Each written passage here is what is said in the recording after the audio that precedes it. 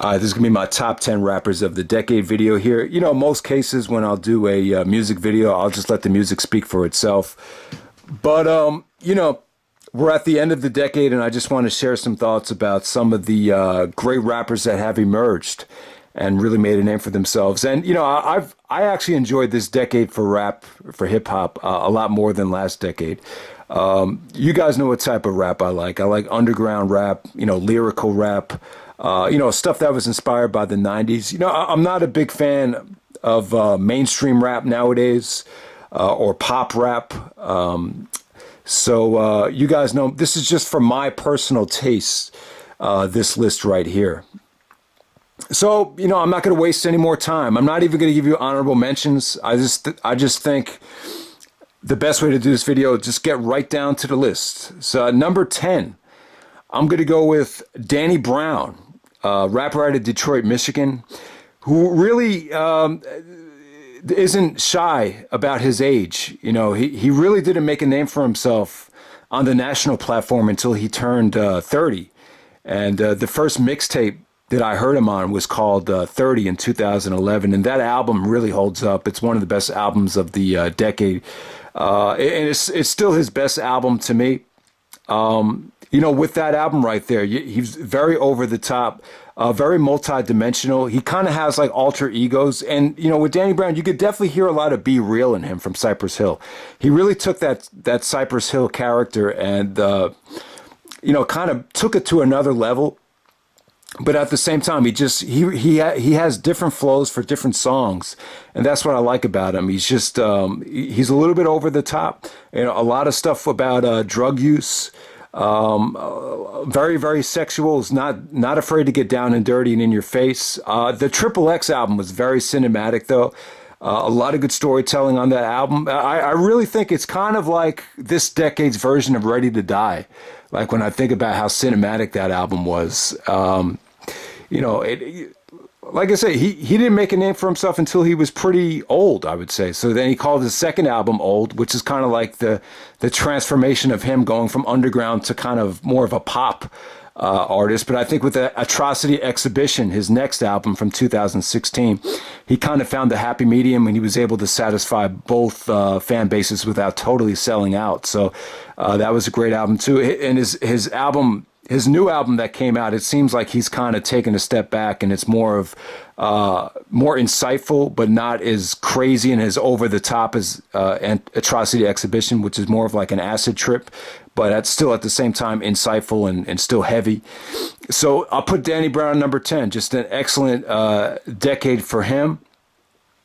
You know, the reason I have Danny so low is, you know, sometimes I just find myself not quite in the mood for the type of energy that he brings a lot of times. But yeah, the positive still outweighs the negative for Danny Brown. And I'm really looking forward. I haven't listened to anything from 2019 yet besides the Nas and Pete Rock Lost Tapes albums. But I'm really looking forward to the album that he just dropped and really want to listen to that down the road. Number 9, I'm going to go with Logic. Logic at number 9. Yeah, the reason Logic is so low, and I'm a huge fan of Logic. I'll tell you, when the Young Sinatra mixtape dropped in 2011, I listened to it in 2012. I used to, you know, drive and work out every morning with that album on. And the album, I just couldn't get enough of it, you know. He just sounded so good. His delivery and his flow, it just sounded flawless, man. He just has a great voice for rapping. Very, very lyrical. And now what kind of hurts Logic? He's very, very polarizing. The second half of the decade has been kind of a nightmare for Logic. I would say he's kind of it's been Cena-like for Logic in terms of the fan base. A lot of the fans have definitely turned on him. I think it all started with the whole biracial thing. He did a biracial related album called Everybody, where, you know, it was about race and you know, the message was positive and the intentions were good. But the execution was just kind of corny, I would say. Just the skits and it just went, he just took it a little bit too far. And I think he made a bigger deal out of being biracial than it really needed to be. And and just, you could definitely tell he's changing his style. I think he's kind of done with the boom bapness and is kind of, he wants to go into a, more of a mainstream rap type of persona with the last couple of albums he released. But let's make no mistake. The reason Logic is on the list, the Young Sinatra mixtapes, I thought they were great. Even the first album, Under Pressure, The Incredible True Story. Logic is, he's a great rapper when he brings it like he can only bring it. He's not like too over the top in terms of, being hard to figure out. He's pretty much straight up and basic. I definitely would say that maybe some of the problems that lied with Logic was maybe he was a little bit too simple. And maybe his subject matter could have been a little bit better, but in terms of delivery, in terms of flow, in terms of the way he sounds, I think he sounded great on some of those mixtapes from the earlier on in the decade. Number 8, I'm going to go with Aesop Rock. I totally did not know about Aesop Rock last decade. I wasn't as big into rap as I am now. Going back 10, 15 years ago. So some of the stuff that Aesop dropped around 2002, I totally, that was totally off my radar. So, I apologize if I missed any classic Aesop Rock albums. But, the first time I really heard of him was the Skeleton album in 2012. I thought that Zero Dark 30 joint was just awesome, man. It's a tremendous energy from him. He just has his voice takes a little bit to get used to. A lot of the stuff he says, he's very difficult to understand. I would say out of any rapper on this list, even more so than Earl or, any of these guys, you probably need to listen to Genius or watch Genius to really get what he's saying a lot of times. But, the Skeleton album was cool. I didn't love it. I thought it was cool. The album that blew me away was The Impossible Kid. From front to back, that album is just genius. And it's funny, for a rapper that's been around as long as he has, like he's still, to me, like he's in his prime. From a production standpoint and from a lyrical standpoint as well. Also, the collaborative album with Rob Sonic, the Hail Mary, what was it called? Hail Mary Malian, the Bestiary album. That album he did with Rob Sonic, underrated album, just great boom bap, hard beats, hard lyrics. But like I said, though, with Aesop Rock, some of his stuff just really goes over your head. But I like that about him, though, and yeah, man, he's just had tremendous decade. Impossible Kid is definitely one of my favorite albums of the decade. So that's Aesop Rock at number 8. Number 7, I'm gonna go with Earl Sweatshirt. I was kind of late to the party on Earl. I actually totally missed out on Doris. That was one album from 2013. I just skipped. I don't know. He wasn't what I was expecting, though. When the album If I Don't Like Shit, I Don't Go Outside. That's the album where I kind of fell in love with Earl. Now, with that album right there, like it took me forever to finally grasp it. I thought it was kind of boring at first. I thought it was kind of depressing. But the more and more I listened to it, the more and more I connected with it. I just kind of I could just kind of relate to the melancholy feel that album had. Album is very dark, very depressing, and he even surprised me on some rap songs. Some rap songs, when that album came out, a lot of people were trashing it. They said it wasn't mixed very well. They thought he sounded even like more tough to figure out on that album. But I love some rap songs, man. If you stay with that album and give it more and more time, the production is just very, very, the samples are just very, very soulful. And, I just like the way the album flows. It's like, the songs are short and they kind of, they transition very smoothly from one song to the next. So that's another tremendous album from Earl Sweatshirt. But Earl, he's, the thing that I didn't know about Earl was his dad is actually, was a major poet. So you could definitely tell like where he got, a lot of his creativeness from and a lot of his wordplay from. Like I said, he's very. It seems like he's somewhat of a depressed rapper, but at the same time, like he's so insightful though, and you really can't fall in love with him unless you do your research. I mean, I'll tell you, he's the one guy. Like I wouldn't say, you need to listen to Genius to really figure him out, but he's the one guy that I would say, like, it just makes you appreciate him on a whole different level when you do. So I'm gonna go Earl Sweatshirt number 7. Yeah, I don't like shit. I don't go outside, and some rap songs. 2 of the best albums of the decade for me. Doris. I was kind of late to the party on Doris. He sounded great on it, but to me, there was too many features on Doris. Too much Vince Staples and too much Tyler, the Creator. And the album kind of got off to a weird start, and I kind of slept on it. So, those other 2 albums I would definitely recommend over Doris. But yeah, so that's Earl at number 7. Number 6, I'm going to go with Lupe Fiasco. Lupe... Oh, man, he had an incredible decade. And I would say that, when you think back to the 2000s, Food and Liquor, The Cool, Lupe dropped two of the best albums last decade. And then he comes back and he drops 2 of the best albums this decade as well, with Tetsuo and Youth and Drogas Wave. There was some Lupe albums I kind of skipped. I skipped Lasers and I skipped Drogas Light. It seemed like with Lasers, he was having problems with the label. It seemed like Atlantic Records was kind of forcing him to do stuff that he didn't want to do, and the album really flopped. So Lupe had some ups and downs this decade, but both times he came back with classics. I would say Tetsuo and Youth was kind of the return to prove that Lupe still never lost it.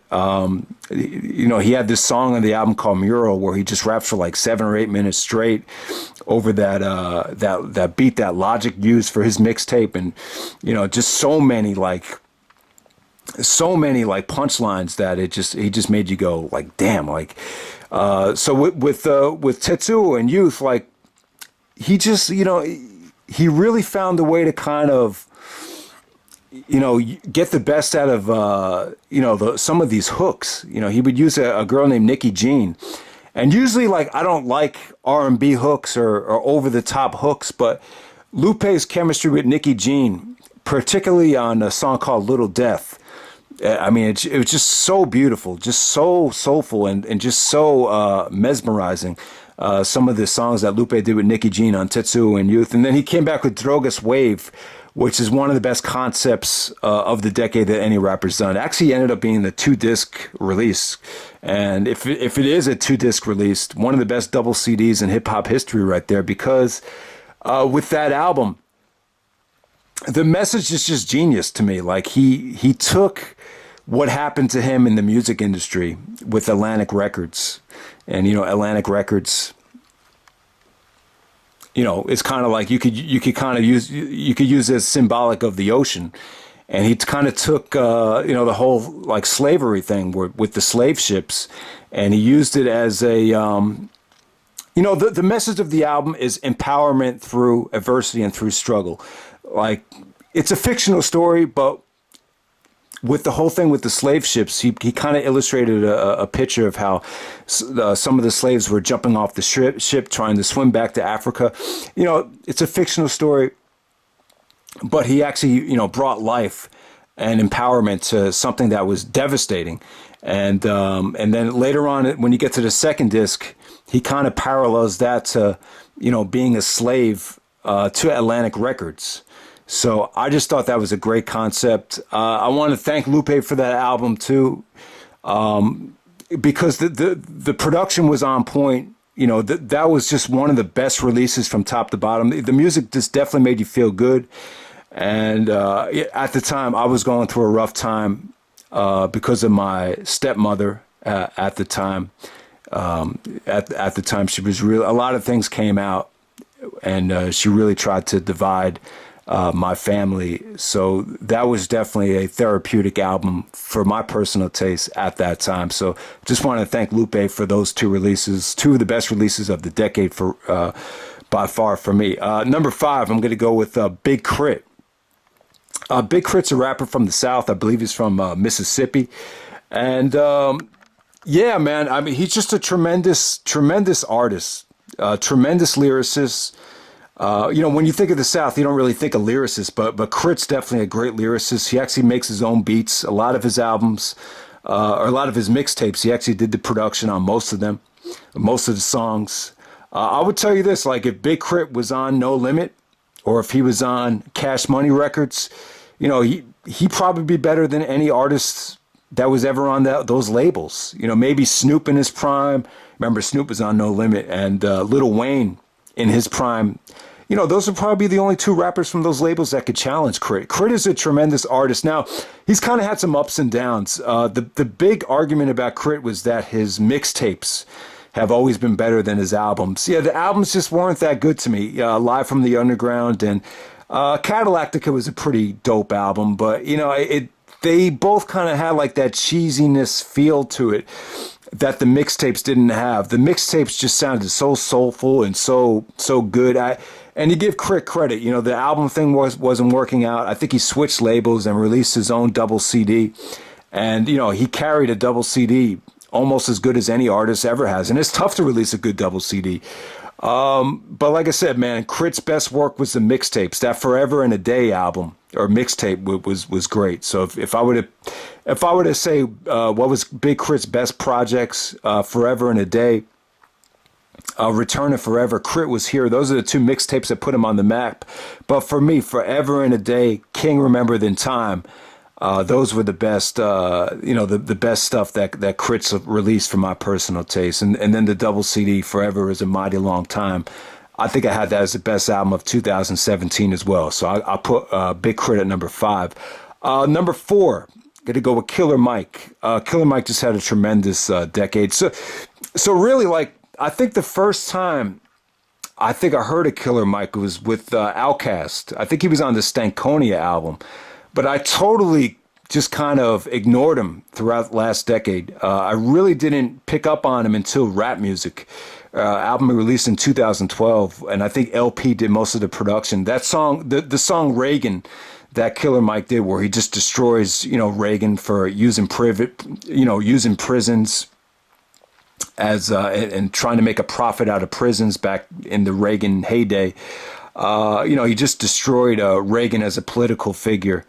And that was one of the best rap songs of the decade, really. Killer Mike was awesome. And now, what's interesting about Mike, obviously Run the Jewels, I'll get to that soon. But to me, he's kind of like, he really reminds me of 8 Ball. He really does, but he's an even better rapper than 8 Ball. Like, he really is intelligent, book smart, but at the same time, he comes off like harder than anyone. So I don't think any rappers ever had, that type of mix of, maybe Ice Cube in his prime would come close, but a rapper that's that hard and that intimidating, but at the same time intelligent. He could kill you with the mic, or he can kill you with his words. He's just a very well-rounded rapper. He even mentioned like when he was a kid, he used to read a lot, and people thought he was weird because he used to read all the time. But, he's an intelligent dude. He really is he's more of a political rapper. He's even been on, CNBC? I've seen him on a lot of political talk shows. But, Killer Mike and LP, LP's a rapper / producer, but, Killer Mike formed a group called Run the Jewels with LP. And they've just created a great trilogy. Run the Jewels 1, 2, and 3. All albums were great. It's even hard to decide what was the best Run the Jewels, because they've all been pretty much on the same level, and they've all been album of the year contenders. So I'm gonna go with Killer Mike at number 4. At number 3, I'm gonna go with Sadistic. Sadistic is a white rapper out of Seattle, Washington. And he's just been. I'm really getting into him now, like even more so than ever. He's just released a lot of great stuff. The first album he came out with that really made a name for himself was "Flowers for My Father," which was a very dark album. It was inspired by the passing of his father. But Sadistic is very. a lot of his albums are very depressing. He talks about a lot of regrets with drug use, a lot of references to horror movies. You can even see with his album covers, they pay homage to a lot of twisted and crazy books and movies. You know, I would say this about Sadistic. The people that are going to like him, like if you're a fan of mainstream rap, mainstream hip hop, if you like the Drakes and the Kanyes, you're going to hate Sadistic. You're really not going to connect with him. Even if you're a fan of Eminem, you know, I don't really know if you guys would like him. He's very experimental. He's very twisted, I would say. However, though, like I would actually recommend him. Like if you're a fan of, you know, he's from Seattle, so I would say if you're a fan of alternative music, any type of alternative music that's a little bit twisted or a little bit dark, you might really enjoy him. But you know, like even if you're a fan of boom bap rap like Tupac and Biggie, I don't know, Sadistic might not be your cup of tea, but he is very lyrical though. Lyrically, he's great. His production is really different. I love his production. You know, he doesn't produce everything, but his production is very atmospheric. There's a lot of references to religion. There's a lot of just, you know, stuff that's coded about religion in his songs. A song like God Complex, you watch that video, all types of crazy stuff on the bridge is like, you're kind of like, you know, what does this all mean? But that's what I like about Sadistic. Sadistic was great. I'll tell you. So Flowers for My Father, Ultraviolet, you know, has that probably has the best songs on it. 1984, and then The Chemical Burns. God, that song is crazy. I thought Alters was probably his most well-rounded album. But no, don't sleep on the Sallow Sessions. Sallow Sessions 1, Sallow Sessions 2 was incredible too. So those were EPs, but I think some of his best songs were on those EPs. So definitely Sadistic.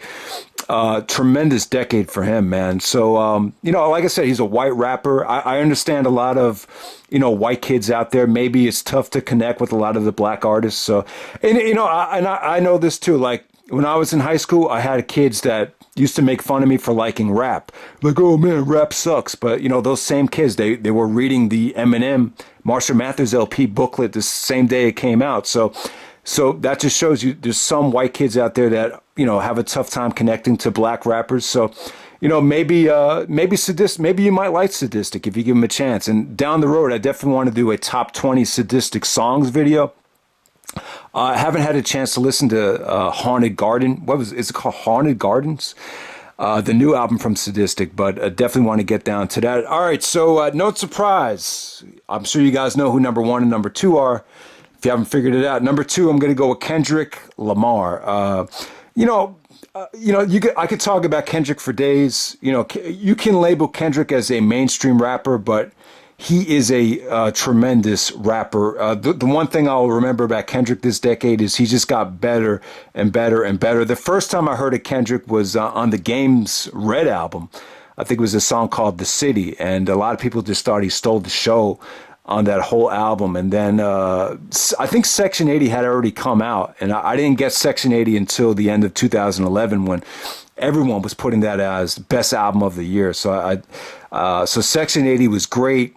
Good Kid, Mad City was even better with the great concept, and that's what everyone I think loves about Kendrick is, you know, he's really like a good, humble dude, but you know he really grew up in in Compton, and he really went through a lot of shit, and even when he became famous, he really opened up and gave us a glimpse into reality about how tough fame could really be with To Pimp a Butterfly, which just incredible. The production was incredible. The creativity was off the charts. I still think Mortal Man is the best song on that album and criminally underrated. That the last song in Pimp a Butterfly, Mortal Man, that's my favorite song on there by far. But you know, that How Much a Dollar Cost song, you know, I still relate to that song. I still think about that song if someone asked me in the street and asked me for money, where the guy asking for money is actually playing God in disguise. So just stuff like that. Even Untitled Unmastered was great. Damn, you know, some people didn't really like Damn, but the highlights were still pretty fucking great from that album. So definitely, man, Kendrick's just had a tremendous decade. And don't forget, to me, like he, the Dr. Dre's Compton album, You had a lot of great features, and Kendrick's feature on Deep Water, probably the best feature on that album. So definitely. And then at number one, all right, and at number one, I have AbSoul as the best rapper of the decade for my personal taste. God, I mean, where do we start with AbSoul? I just kind of wish he was better promoted by the label. Let me just say that first. And this might be kind of a weird choice because he was more popular at the beginning of the decade than he is now. It's been such a long time since his last album. And I just think Top Dog Entertainment as a whole, they just need to promote him better. I mean, you know, part of the problem is he's not on any of the albums. The TDE has not featured him on any of the big albums from Kendrick or even J-Rock or even on the last Schoolboy albums. He hasn't been on a lot of stuff. But AbSoul, you know, he's kind of been a little bit twisted over the last couple of years, but I actually like him better now. And some people say he's fallen off. Some people have kind of turned on him. Now, AbSoul really made a name for himself with Kendrick's Section 80 album. He had a guest feature on there, and he really used that momentum that carried over onto the Control System album, which is great. You know, Control System, I think everyone fell in love with him. One of the best albums of the decade. At that time, right before the release of it, his girlfriend actually committed suicide. So you could definitely tell a lot of those songs really affected him. And I just think it really affected him going into These Days. Now, These Days was a very experimental album. You could argue that the album was kind of the decline of AbSoul in terms of popularity. He made a very risky album with These Days. I actually think the album is quite good.